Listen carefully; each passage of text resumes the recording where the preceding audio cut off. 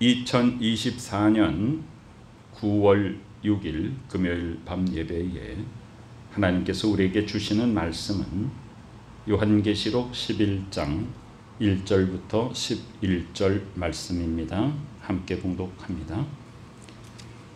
또 내게 지팡이 같은 갈대를 주며 말하기를 일어나서 하나님의 성전과 제단과 그 안에서 경배하는 자들을 측량하되 성전 바깥 마당은 측량하지 말고 그냥 두라. 이것은 이방인에게 주었은즉 그들이 거룩한 성을 42달 동안 짓밟으리라. 내가 나의 두 증인에게 권세를 주리니 그들이 굵은 베옷을 입고 1260일을 예언하리라. 그들은 이 땅의 주 앞에 서 있는 두 감람나무와 두 촛대니 만일 누구든지 그들을 해하고자 하면 그들의 입에서 불이 나와서 그들의 원수를 삼켜버릴 것이요 누구든지 그들을 해하고자 하면 반드시 그와 같이 죽임을 당하리라. 그들이 권능을 가지고 하늘을 닫아 그 예언을 하는 날 동안 비가 오지 못하게 하고 또 권능을 가지고 물을 피로 변하게 하고 아무 때든지 원하는 대로 여러 가지 재앙으로 땅을 치리로다.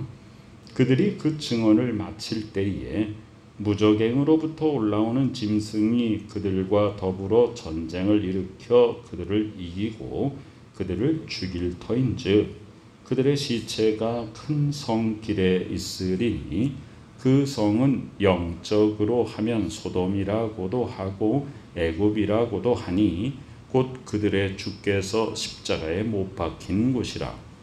백성들과 족속과 방언과 나라 중에서 사람들이 그 시체를 사흘 반 동안을 보며 무덤에 장사하지 못하게 하리로다. 이 두 선지자가 땅에 사는 자들을 괴롭게 한 고로 땅에 사는 자들이 그들의 죽음을 즐거워하고 기뻐하여 서로 예물을 보내리라 하더라. 3일 반 후에 하나님께로부터 생기가 그들 속에 들어가매 그들이 발로 일어서니 구경하는 자들이 크게 두려워하더라. 아멘.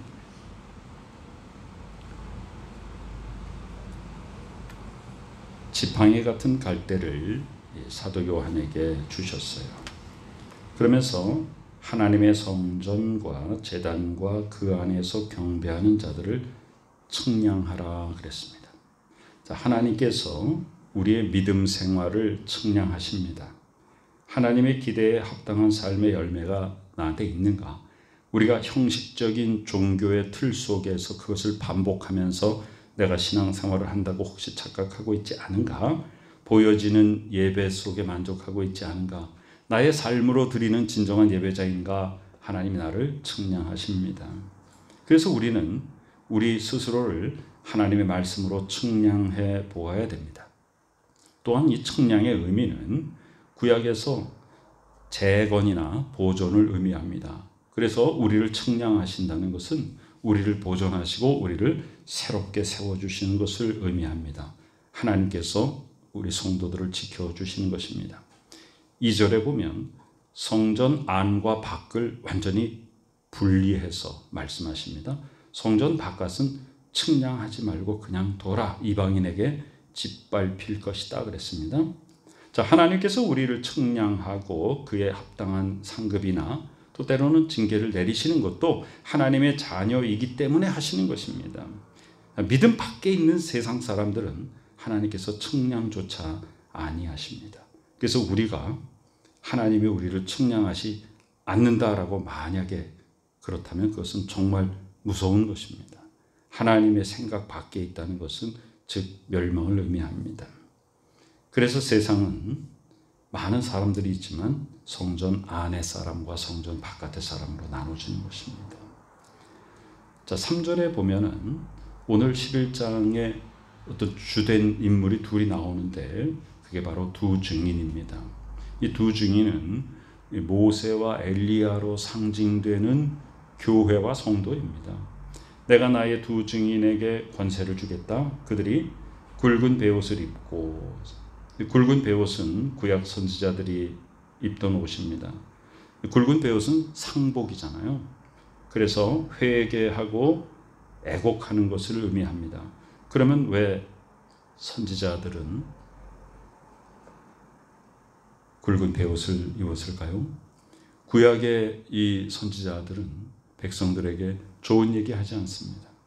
회개를 촉구합니다. 회개를 촉구할 때 백성들이 지금 행하고 있는 그 죄악상이 너무나도 슬프기 때문에 곡하는 그런 심정으로 굵은 베옷을 입고 하나님의 말씀을 대언하는 것입니다. 자, 증인이 둘이라는 것은 우리가 성경에 보면은 혼자서 얘기하는 것은 증거가 되지 않는다라고 여러 군데 나와 있죠. 구약에도 신명기 19장에도 나와 있고 요한복음 8장에도. 그래서 둘이 증언을 해야 그것이 증거로 채택이 되는 것이니 여기 증인이 둘이라는 것은 증언의 진실성을 시사합니다. 증언이라는 것은 하나님의 말씀입니다. 여기 1260일을 날짜로 세면 이제 3년 반인데 우리가 이제 요한계시록에 나오는 7년 대환란의 전 3년 반, 후 3년 반을 이렇게 나누어서 대환란의 전반기로 이렇게 이해를 하죠. 그런데 우리가 요한계시록을 위시해서 이런 묵시록들, 다니엘도 그렇고 그런 성경들의 숫자를 해석할 때는 굉장히 조심해야 됩니다. 많은 이단들이 이 숫자를 자기 나름대로 해석해가지고 많은 사람들을 미혹에 빠뜨리게 합니다. 그러므로 이 상징적인 숫자들을 우리가 자의적으로 함부로 해석하지 말아야 합니다. 자, 4절에 보니까 이 두 증인을 무엇에 비유하고 있냐면 두 감람나무와 두 촛대다 그랬습니다. 두 증인인데 한 증인이 감람나무와 촛대를 겸하여 이렇게 상징하고 있습니다. 스가랴 4장에 보면 스가랴의 환상 속에 감람나무가 나오죠. 두 증인에 대해서 왜 감람나무와 촛대로 묘사하냐 하면 이 감람나무와 촛대는 서로 밀접한 관계가 있죠. 감람나무가 올리브나무죠. 그러면 촛대라고 하는 것은 우리가 생각하는 양초를 꽂는 게 아니라 기름을 채워서 불을 켜는 등잔입니다. 그러니까 거기다 무슨 기름을 채우냐면 올리브유를 채우는 것이죠. 올리브유를 등잔에다 부어서 거기에 불을 붙입니다. 그러니까 올리브유가 없으면 이 등잔이 아무 소용이 없어지죠. 또 등잔이 없으면 올리브유가 있어도 불을 붙일 수가 없습니다. 성령의 기름으로 채워진 교회가 세상의 빛의 역할을 감당하는 것을 의미합니다. 5절에 보니까 이 두 증인에게 하나님께서 굉장히 큰 권세를 주셨습니다. 누구든지 그들을 해하고자 하면 그들의 입에서 불이 나온다 그랬어요. 하나님께서 예언자들을 보호해 주십니다. 엘리야 선지자가 이 갈멜산에서 우상 숭배자들을 다 무찌르고 났지만은 얼마나 지쳤습니까? 도망하고 피하고 로뎀나무 밑에 쓰러져가지고 아주 탈진되어 있을 때 하나님께서 뭐라고 말씀하시냐면 내가 7,000명을 남겨두었다 이렇게 말씀하시죠. 하나님이 예언자들을 보호해 주십니다. 이 불은 예언의 말씀을 의미합니다. 두 증인의 입으로 선포하는 그 불같은 말씀이 원수들을 철저히 파멸시킵니다. 권세를 주셔요.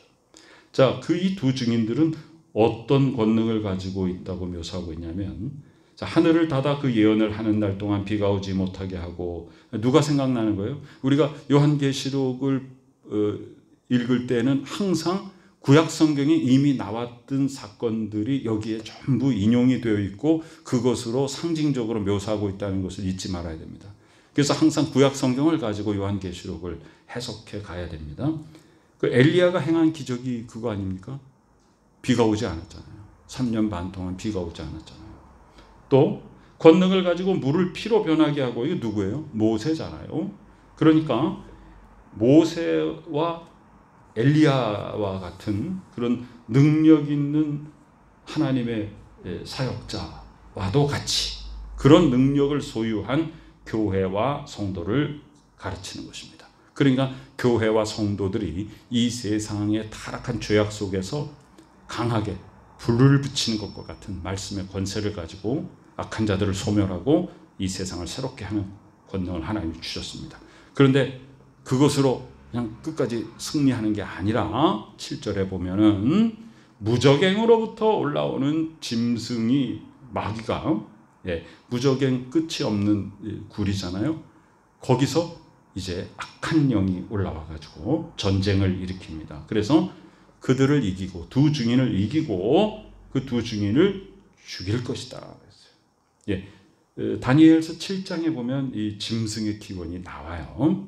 하나님을 섬기지 못하게 하고 하나님을 대적하는 적그리스도입니다. 그런데 이 적그리스도의 세력이 아무 때나 일어나는 게 아니에요. 악한 권세도 하나님이 허락하지 아니하시면 움직이지 못합니다. 두 증인이 이 말씀 선포의 사명을 다 성취하고 나서야 악한 세력들이 일어납니다. 자, 죽였어요. 악한 세력이 일어나서 두 증인을 죽였다는 것은 교회가 무너지고 성도들이 막 붙잡혀가고 순교하고 여러 가지 참 핍박들이 일어나는 것을 말합니다. 그들의 시체가 큰 성 길에 있으리니, 길에 있다, 큰 성 길에 있다. 그러니까 많은 사람들이 막 지나다니는 길에 교회와 성도가 죽어 있다는 거예요.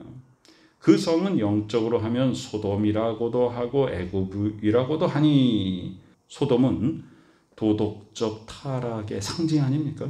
최고봉이죠. 애굽은 뭐예요? 성도들을 노예로 만든 핍박을, 압박, 그것을 상징하죠. 모두 다 하나님을 믿는 자들을 핍박하던 권세, 세상 권세를 말합니다.